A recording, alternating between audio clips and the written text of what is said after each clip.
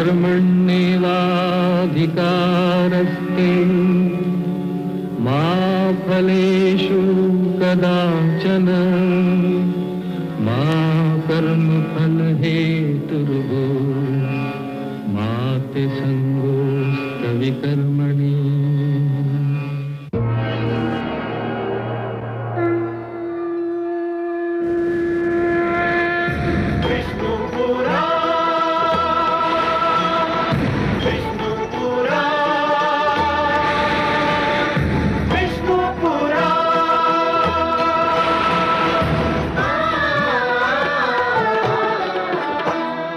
जीव ज्ञान ब्रह्म ज्ञान अथ श्री विष्णु पुराण ओम की कथा महान जय श्री विष्णु पुराण विष्णु पुराण विष्णु पुराण विष्णु पुराण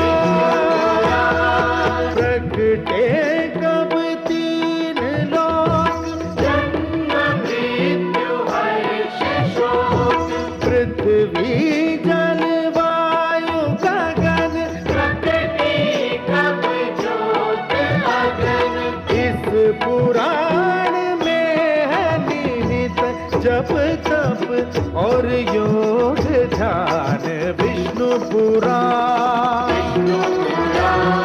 विष्णु पुराण विष्णु पुराण। क्या है आपकी सबसे मनमोहक बात? देवी, अपनी बात जो मुझे सबसे मनमोहक, सबसे प्रिय और सबसे सुंदर लगती है वो है बस ये 4 शब्द। ओम नमो भगवते वासुदेवाय। ओम नमो भगवते वासुदेवाय। ओम नमो भगवते वासुदेवाय। ओम नमो भगवते वासुदेवाय। ओम नमो भगवते वासुदेवाय। ओम नमो भगवते वासुदेवाय। ओम नमो भगवते वासुदेवाय। आपकी लीला बड़ी अनोखी है कमल नयन। क्यों महादेवी? जो हिरण्यकश्यपु सृष्टि से आपका नाम मिटा देने का दृढ़ संकल्प लिए है, उसी का पुत्र संसार में आने से पहले ही अपनी माता के गर्भ में आपके नाम की माला जप रहा है। पुत्र क्या कर रहा है और पिता क्या कर रहा है?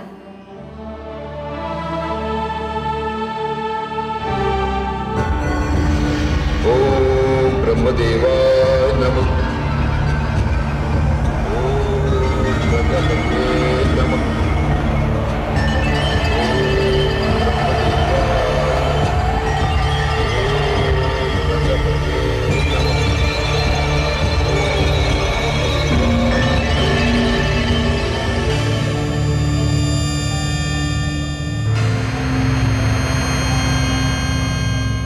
अभिवादन है सूर्यदेव।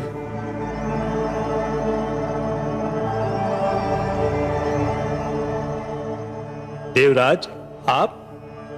हाँ, परंतु मैं देवराज तो देवताओं के लिए हूं, आपका तो अनुज हूं। आप मेरे ज्येष्ठ भ्राता हैं। परंतु आप आज मार्ग कैसे भूल पड़े? मैं बहुत कष्ट में हूं सूर्यदेव। आप कष्ट में हैं? कौन कष्ट दे रहा है? असुर राज हिरण्यकशिपु। हिरण्यकशिपु? क्या किया है उस दुष्ट ने? वो ब्रह्मा की कृपा के लिए बड़ी घोर तपस्या कर रहा है। उसकी तपस्या का उद्देश्य हम देवताओं को परास्त करना और जगदीश्वर विष्णु से प्रतिशोध लेना है। आपको हमारी सहायता करनी होगी। तो आदेश दे, मैं क्या सेवा कर सकता हूं? वो हिमालय पर्वत पर तपस्या कर रहा है।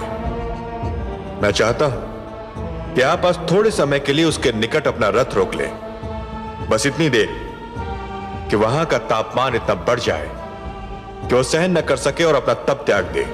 मुझे आपत्ति तो नहीं है देवराज, परंतु यदि मैं वहां ठहर गया तो केवल आसपास नहीं, दूर दूर तक उसका प्रभाव पड़ेगा।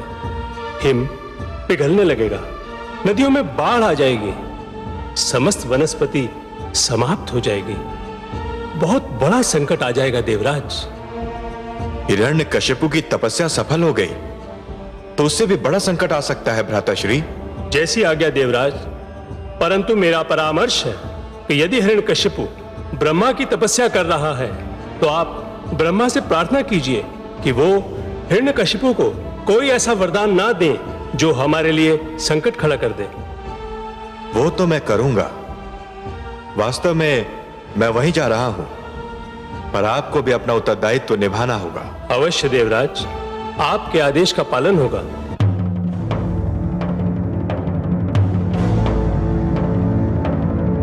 ओम ब्रह्मदेवाय नमः। ओम प्रजापत्याय नमः। ओम ब्रह्मदेवाय नमः। ओम प्रजापत्याय नमः। ओम ब्रह्मदेवाय नमः।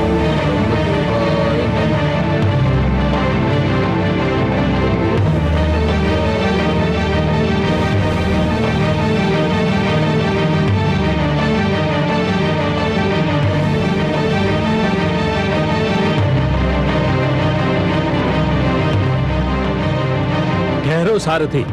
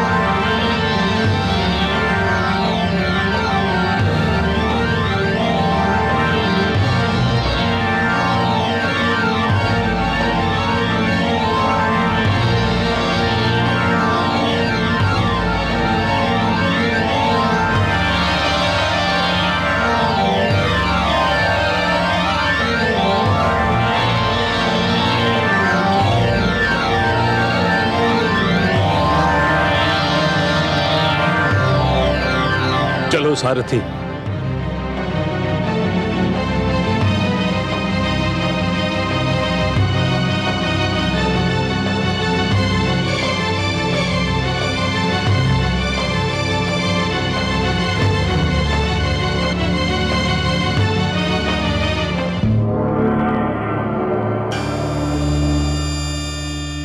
प्रणाम हे प्रजापति। स्वागतम देवराज। हे आदि प्रजापति, आपसे एक विनती करने आया हूं। कहिए देवराज, क्या बात है? हे ब्रह्मा, आप तो जानते हैं कि असुरराज हिरण्यकशिपु आपकी तपस्या कर रहा है।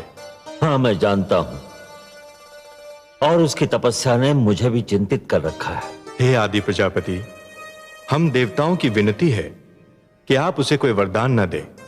वो केवल हमारा नहीं, आपके प्रिय पुत्र मानव का भी शत्रु है। आप उसे जो भी देंगे उसका हमारे और मानवों के विरुद्ध ही प्रयोग होगा।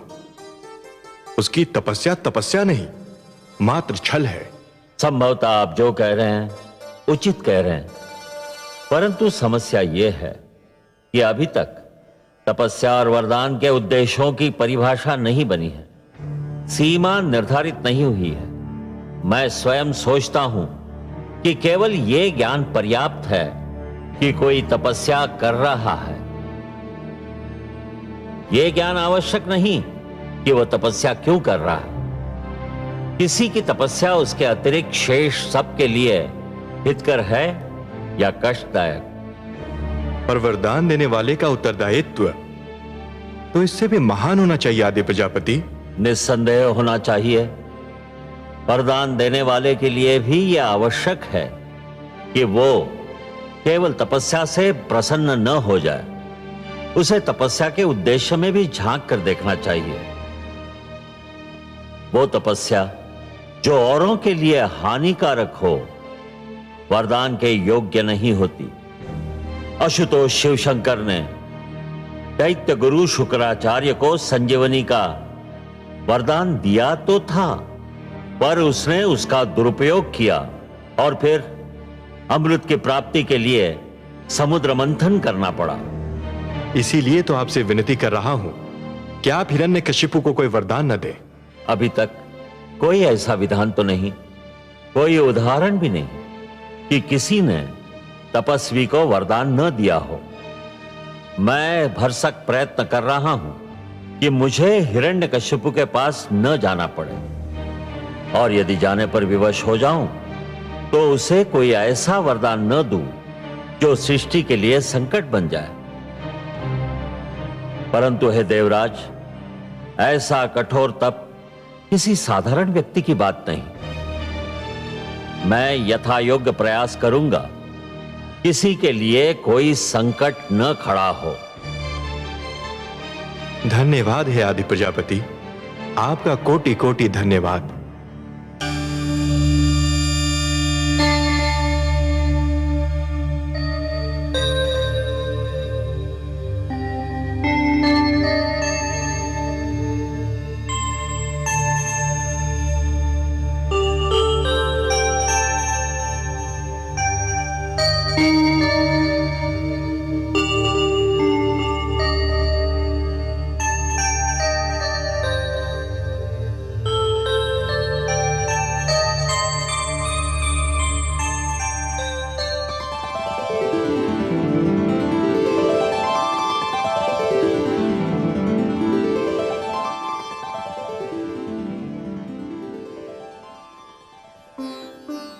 किसी बहुत बड़ी गंभीर चिंता में डूबी हुई है महादेवी।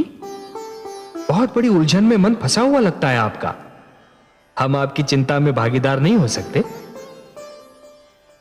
आपसे अपनी चिंता कौन छिपा सकता है कमल नयन? आपके सिवा किसी की उलझन कौन सुलझा सकता है? आप तो सबके हृदय की बात जान ही लेते हैं। हाँ अंतर्यामी, आपने सत्य कहा। एक अद्भुत उलझन, एक विचित्र चिंता ने मेरे मन को घेर रखा है। वही तो मैं जानना चाहता हूं और आप ही के मुख से सुनना भी चाहता हूं देवी। मैं वही सोच रही थी कमल नयन कि आपने ये कैसा रहस्य रच दिया है कि पिता और पुत्र के चरित्र में वही अंतर है जो जल और अग्नि में है, सूर्य और चंद्रमा में है, आकाश और धरती में है। पिता हिरण्यकशिपु के मुख से जो श्वास निकलती है उसमें आपके लिए अपशब्द होता है, और उसी का पुत्र अपनी माता के गर्भ में भी आपको पुकार रहा है। कितने मधुर शब्दों में आपका स्मरण कर रहा है। ये कैसा भेद है? ये कैसा रहस्य है? कोई रहस्य नहीं महादेवी, कोई भेद नहीं। हाँ, एक उद्देश्य अवश्य है। क्या उद्देश्य है आपका कमल नयन? महादेवी, मैं समस्त संसार को यह बताना चाहता हूं कि कोई भी व्यक्ति जन्म से सुर या असुर नहीं होता। उसे सुर या असुर बनाते हैं उसके कर्म। उसका चरित्र और उसकी प्रवृत्ति। हे महादेवी, जिस प्रकार वृक्ष पर उगने वाले पुष्प और फल आवश्यक नहीं कि उसी रंग के हों जिस रंग का वृक्ष है, उसी प्रकार आवश्यक नहीं कि हर पुत्र कर्मों में, चरित्र में और प्रवृत्ति में अपने पिता के समान हो। यदि कोई सुर का पुत्र दुष्कर्म करेगा तो असुर कहलाएगा, और यदि कोई असुर पुत्र चरित्रवान होगा तो सुर कहलाएगा। परंतु हे सर्वेश्वर, क्या अच्छा ना होता कि हिरण्यकशिपु का पुत्र किसी देव पुरुष के घर में जन्म लेता? हाँ? तब तो ये एक साधारण घटना बन जाती ना महादेवी। ये कहानी इतनी रुचिकर न बन पाती। एक अच्छा कथाकार अपनी कहानी में ऐसे तत्व लाता है, ऐसे मोड़ लाता है जो असाधारण हो, जो असंभव लगते हो, जिनके विषय में पहले कभी किसी ने सोचा ही ना हो। तभी तो एक अनुपम कथा जन्म लेती है ना। परंतु हे कमल नयन, ये कथा कहां जाकर पूरी होगी? यदि कथा का अंत कथा के मध्य में ही ज्ञात हो जाए तो कथा का सारा आनंद ही चला जाता है महादेवी। वो रूखी फीकी हो जाती है। अभी तो कथा का नायक कयाधु के गर्भ में है, उसे जन्म तो ले लेने दीजिए। यदि हिरण्यकशिपु की तपस्या सफल हो गई तो इस शिशु का जीवन दूभर हो जाएगा। कथा का एक अंश है हिरण्यकशिपु की तपस्या, कठोर और सराहनीय तपस्या, और कथा का दूसरा अंश है उसके घर एक ऐसे बालक का जन्म जो इतिहास रचने वाला है। महादेवी, इन दो अंशों में से एक अंश भी ना हो तो यह कथा अधूरी रह जाएगी। आप तो बस समय पर दृष्टि रखिए महादेवी। ओम ब्रह्मदेवाय नमः। ओम प्रजापत्याय नमः। ओम ब्रह्मदेवाय नमः। ओम प्रजापत्याय नमः। ओम ब्रह्मदेवाय नमः। ओम प्रजापत्याय नमः। ओम ब्रह्मदेवाय नमः।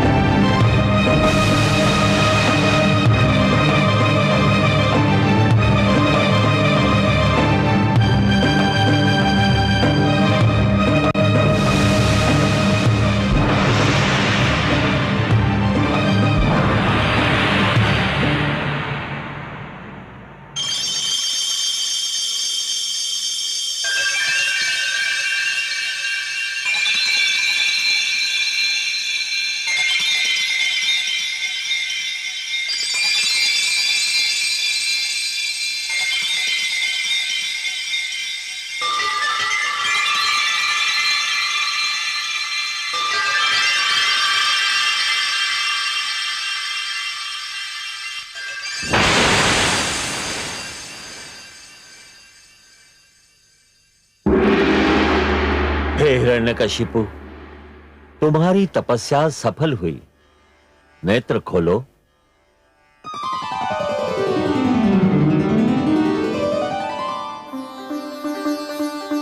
जय ब्रह्म देवता, जय आदि प्रजापति, जय हो।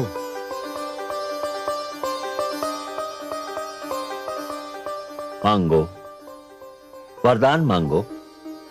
तुम्हारी तपस्या ने मुझे प्रसन्न कर दिया है। क्या चाहिए तुम्हें?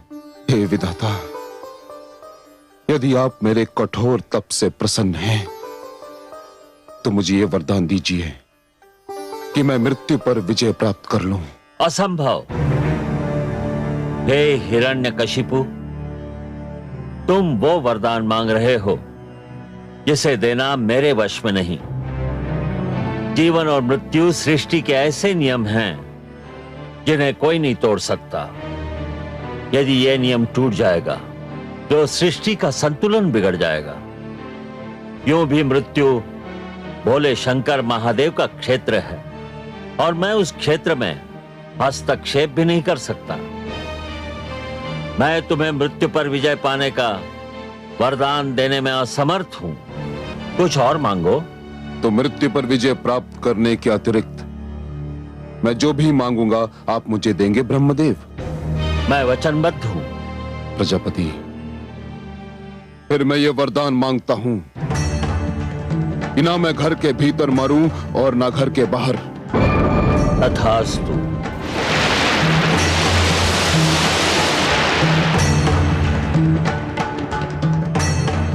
ना मैं दिन में मरूं और ना रात में। तथास्तु।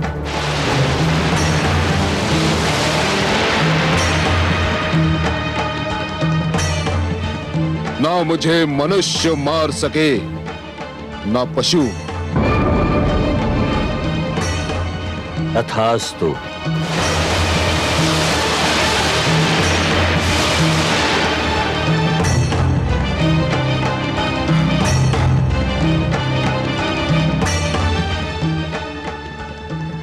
ना मैं अस्त्र से मर सकूं ना शस्त्र से। तथास्तु।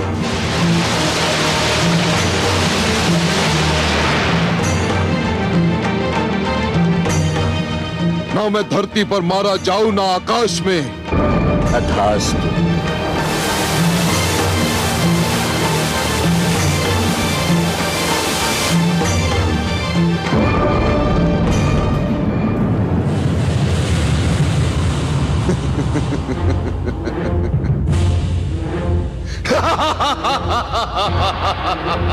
हे विष्णु, अब तेरे दिन समाप्त हुए। यदि तू अमर है तो मैं भी नहीं मर सकता। मैंने ब्रह्मा को भरमा दिया। मैंने उन्हें अपने शब्दों के जाल में फंसाकर उनसे वही वरदान मांगा जो वो नहीं देना चाहते थे। विष्णु, अब मैं सर्वशक्तिमान हूं। सर्वशक्तिमान हिरण्यकशिपु।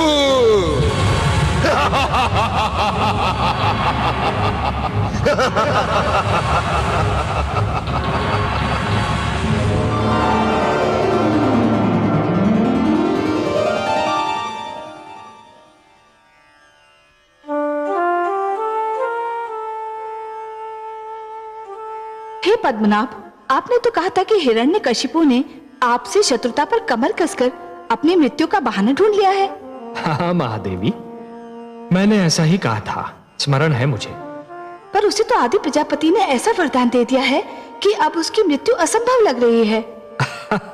असंभव लग रही है देवी, असंभव है नहीं। हे महादेवी, जिस प्रकार सूर्य का उदय होता है अस्त होने के लिए, दीपक जलता है बुझने के लिए तथा पुष्प खिलता है मुरझाने के लिए, उसी प्रकार जीवन का जन्म होता है मृत्यु को पाने के लिए। केवल दो को छोड़कर सभी को मृत्यु का स्वाद तो चखना ही है। दो? वो दो कौन है जिनको मृत्यु नहीं आ सकती? एक तो स्वयं मैं, अनादि और अनंत, और दूसरी स्वयं मृत्यु। हे महादेवी, न मुझे मृत्यु आ सकती है और ना ही मृत्यु की मृत्यु संभव है, और इनके अतिरिक्त ऐसा कोई भी नहीं है जिसे एक न एक दिन मृत्यु ना आए। इसलिए आप तो निश्चिंत रहिए महादेवी, हिरण्यकशिपु को भी एक दिन मरना ही होगा। पर हे कमल नयन, उसको ब्रह्मा जी ने जो वरदान दिया वो सुना आपने? सुना महादेवी, भली भांति सुना। पर इसमें अचरज की क्या बात है? जो आवश्यकता से अधिक चतुर बनने का प्रयास करता है, अंत में सिद्ध होता है कि उससे बड़ा मूर्ख कोई न था। हिरण्यकशिपु ये भूल रहा है कि यदि उसने माता के गर्भ से जन्म लिया है तो उसे एक दिन चिता की गोद में भी सोना होगा। यह नियम न कभी टूटा है और न कभी टूटेगा। पर महादेवी, यह सब होता है अपने समय पर, और तब तक आपको भी प्रतीक्षा करनी होगी।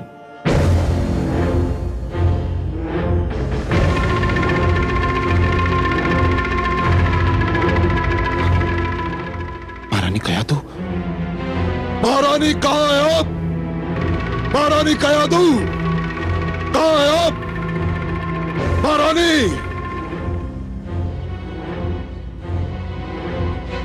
ये सब क्या है? कहां है महारानी कयादू?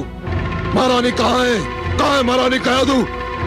उत्तर दो मेरे प्रश्न का, नहीं तो एक एक का वध कर दूंगा।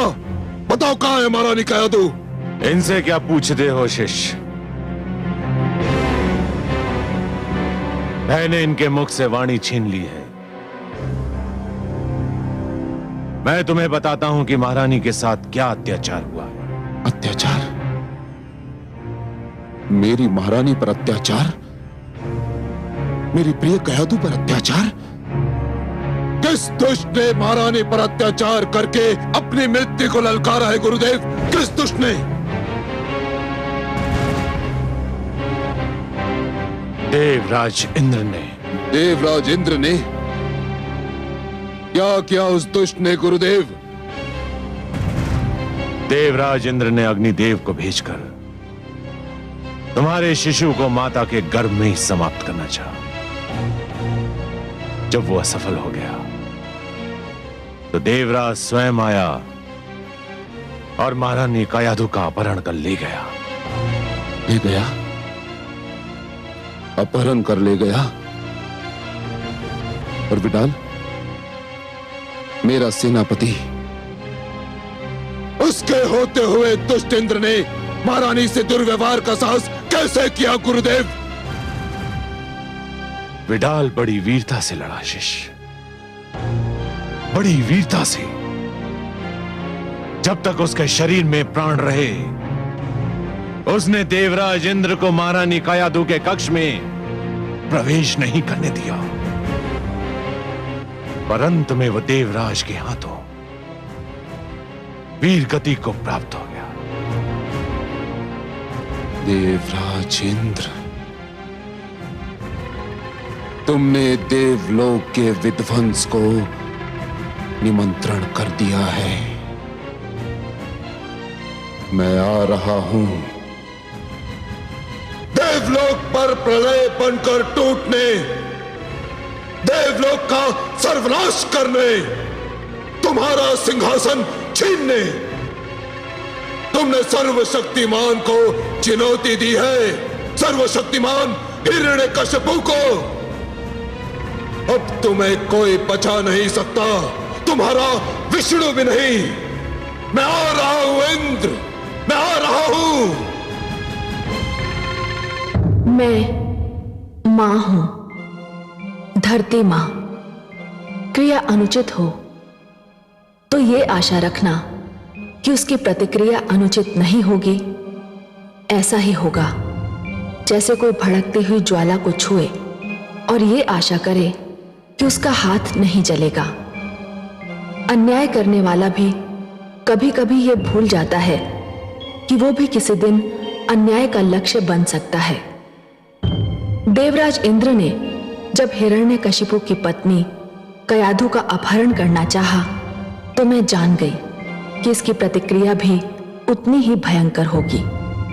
यही हुआ भी कि हिरण्यकशिपु जब अपना तप पूरा करके लौटा और उसको सारा वृत्तांत मालूम हुआ तो वो क्रोध से पागल हो गया।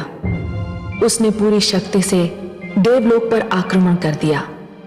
उसका आक्रमण इतना अचानक और शक्तिशाली था कि देवसेना उसके आगे ठहर ना सकी। हिरण्यकशिपु देवसेना को काटता पीटता देवलोक पर वज्र की भांति टूट पड़ा। देवसेना परास्त होकर रणभूमि से भाग गई। इस बार तो मुझे भी लगा कि हिरण्यकशिपु का क्रोध पूर्णतः अनुचित नहीं था। देवराज को उनके किए का दंड मिलना ही चाहिए था।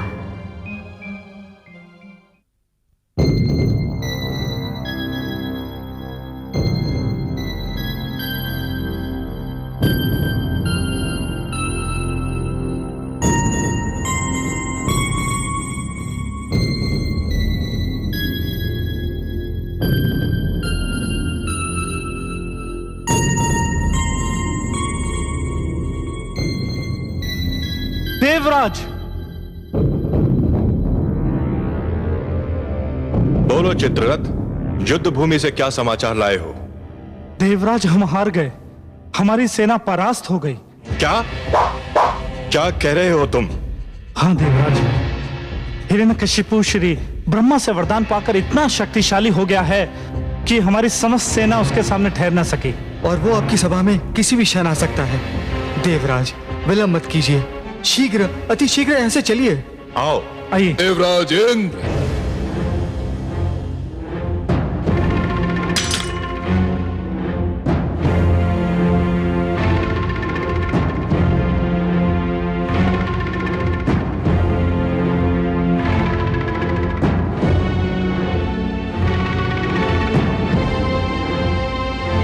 देवराज इंद्र, अपने अस्त्र फेंक दो और अपनी पराजय स्वीकार कर लो।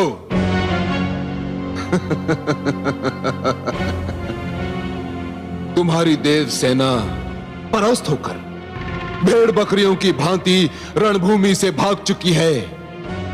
तुम्हारे योद्धा बंदी बनाए जा चुके हैं।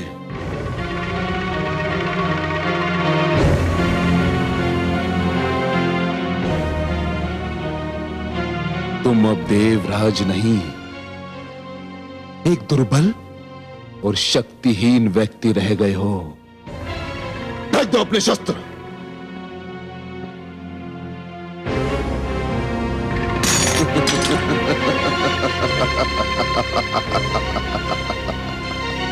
असुर राज्य हिरण्यकश्यप की। नहीं, नहीं, असुर राज हिरण्यकशिपु की जय नहीं। अब हम केवल राजा नहीं हैं, सर्वशक्तिमान हो चुके हैं। हम भगवान हो चुके हैं। कहो, भगवान हिरण्यकशिपु की जय, भगवान हिरण्यकशिपु की जय। बोलो, भगवान हिरण्यकश्यप की जय, भगवान हिरण्यकश्यप की जय, भगवान हिरण्यकश्यप की जय, भगवान हिरण्यकश्यप की जय। इंद्र, मन तो करता है कि तुम्हारे हाथ काट कर फेंक दूं, जिनसे तुमने महारानी कयाधु को छुआ होगा। तुम्हारे नेत्र फोड़ दूं, जिनसे तुमने उन्हें देखा होगा। तुम्हारी जीभ काट कर फेंक दूं, जिनसे तुमने महारानी के लिए अब शब्दों का प्रयोग किया होगा। किंतु मेरा लक्ष्य तो तुम्हारे परम पूज्य भगवान विष्णु हैं।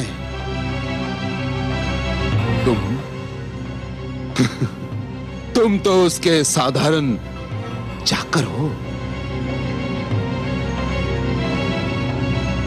तुम देवता स्वयं को श्रेष्ठ समझते हो, सब भी कहते हो।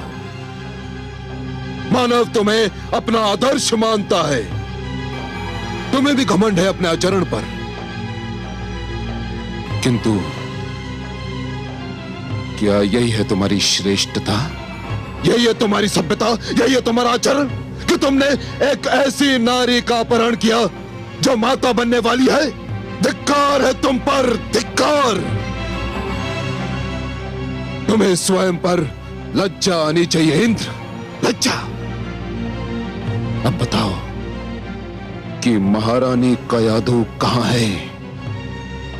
अन्यथा मैं इस देवलोक में आग लगा दूंगा, आग लगा दूंगा इंद्र।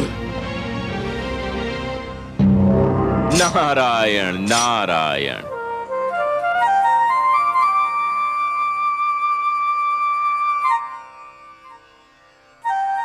हे असुरराज, आग की लपटें महारानी कयादु की कुशलता का समाचार नहीं दे सकती। वह तो केवल मैं दे सकता हूं, क्योंकि आपकी महारानी मेरे आश्रय में है। वे इस समय मेरे आश्रम में विश्राम कर रही हैं। वे कुशल हैं, सुरक्षित हैं। तो आप महारानी को अपने संग क्यों नहीं लाए देवर्षि? असुरराज, वे स्थिति में नहीं है कि कहीं आ जा सकें। मैंने यही उचित समझा कि इस समय उन्हें विश्राम करने दूं। देवर्षि, मैं आपका आभारी हूं। महारानी की कुशलता का समाचार सुनाकर आपने मेरे क्रोध को शांत कर दिया है।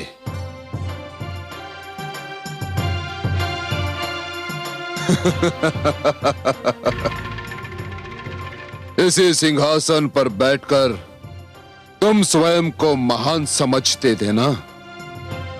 इसी सिंहासन ने तुम्हें महानता प्रदान की थी ना? किंतु अब ये जान लो इंद्र कि ये सिंहासन अब मेरा है और मेरा ही रहेगा, और तुम सबको मेरी महानता के समक्ष सिर झुकाना ही होगा। सेनापति अश्वमित्र। आज्ञा भगवान।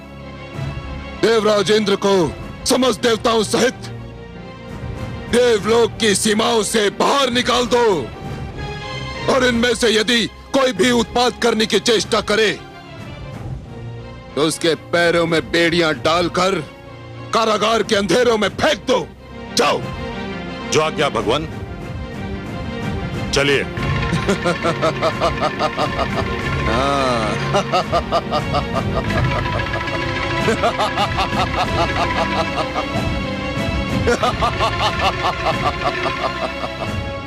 नारायण नारायण।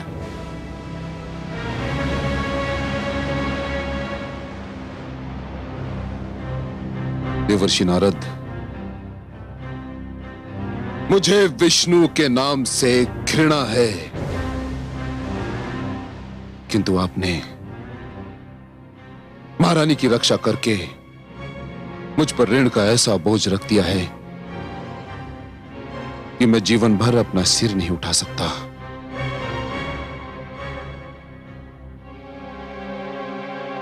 मैंने जो कुछ भी किया उसे आप ऋण न समझें असुरराज। एक गर्भवती नारी की सेवा करना तो हर एक का कर्तव्य है। महारानी कयादु के मुख पर से तो इस अवस्था में तेज की किरणें फूटती दिखती हैं। मुझे विश्वास है कि वे एक बहुत प्रतापी शिशु को जन्म देने वाली हैं।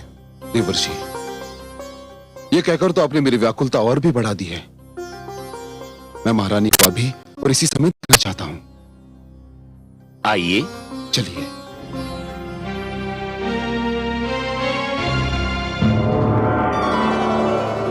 देखा आपने कमल नयन?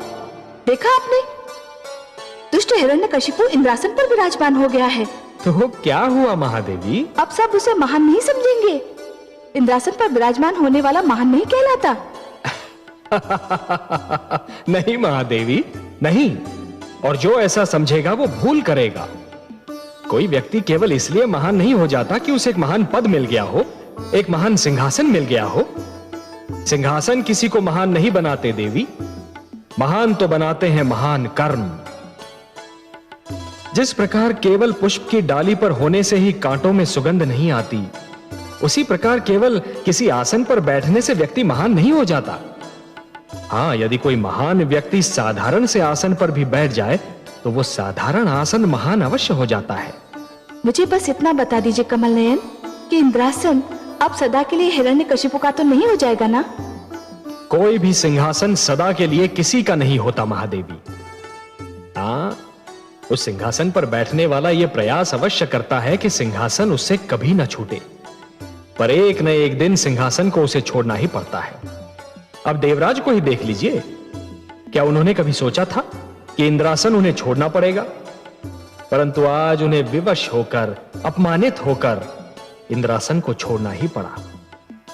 हिरण्यकशिपु भी सदा के लिए इस सिंहासन पर कदापि नहीं रह पाएगा। पर हे कमल नयन, आज तो वो विजयी है। उसने देवताओं को भी परास्त कर दिया है। विजय और पराजय का यह क्रम तो चलता रहता है देवी, और चलता भी रहेगा।